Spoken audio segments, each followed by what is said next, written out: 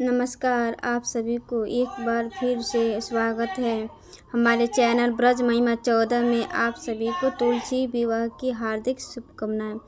चलिए मिलकर सुनते हैं तुलसी विवाह की पौराणिक कथा। एक बार भगवान शिव ने अपने तेज को समुद्र में फेंक दिया।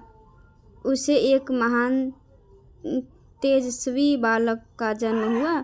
यह बालक आगे चलकर जलांधर के नाम से पराक्रमी दैत्य राजा बना। इसकी राजधानी का नाम था जालंधर नगरी। दैत्यराज कालनेमी की कन्या वृद्धा का विवाह जालंधर से हुआ। जालंधर महाराज था। अपनी सत्ता के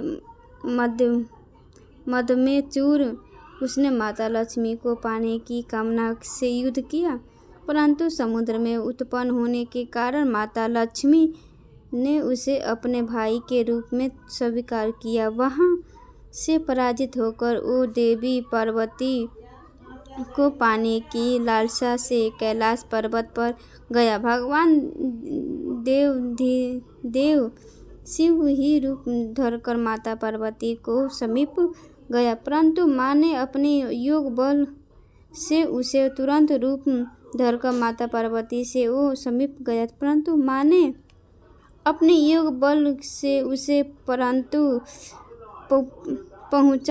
पहचान लिया और वह वहाँ से अंतर्ध्यान हो गई।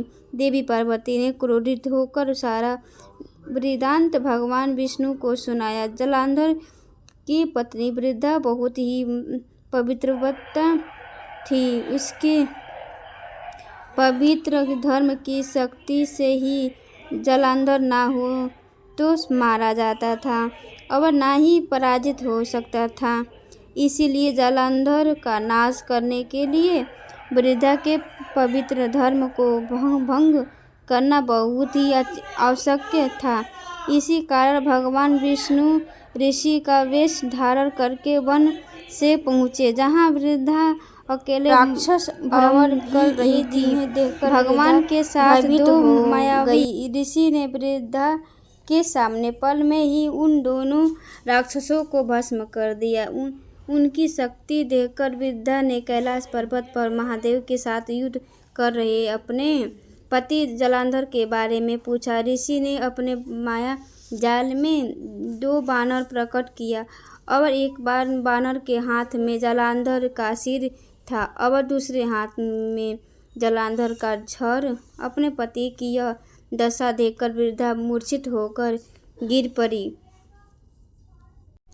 होश में आने पर उन्होंने ऋषि रूपी भगवान से विनती की वह उसे पति को जीवित कर दे। भगवान ने अपनी माया से जालंधर का सिर धड़ से पुनः जोड़ दिया, परंतु स्वयं भी उसी शरीर में प्रवेश कर गया। वृद्धा को इस छड़ का बिल्कुल भी आभास न हुआ। जालंधर बने भगवान के साथ वृद्धा पतिव्रता व्यवहार करने लगी, जिसमें उसका सतीत्व भंग हो गया। ऐसा होते ही वृद्धा का पति जालंधर युद्ध में हार गया। इसी सारी लीला का जब वृद्धा को पता चला तो उसने क्रोधित होकर भगवान विष्णु को हृदयहीन शिला होने का श्राप दे दिया। अपने भक्त के श्राप को भगवान विष्णु ने स्वीकार किया। अब शालिग्राम पत्थर बन गया। सृष्टि के पालनकर्ता के पत्थर बन जाने पर ब्रह्मांड में अंतुलन हो गया। यह देखकर सभी देवी देवताओं ने से वृद्धा से प्रार्थना की कि वे भगवान विष्णु को श्राप से मुक्त कर दे। वृद्धा ने भगवान विष्णु को श्राप से मुक्त कर स्वयं आत्मदाह कर लिया। वहाँ वृद्धा भस्म हो, वहाँ तुलसी का पौधा उग गया। भगवान विष्णु ने वृद्धा से कहा, हे वृद्धा, तुम अपने शित्व के कारण मुझे बहुत अधिक प्रिय हो गई हो। अब तुम तुलसी के रूप में सदा मेरे साथ रहोगी।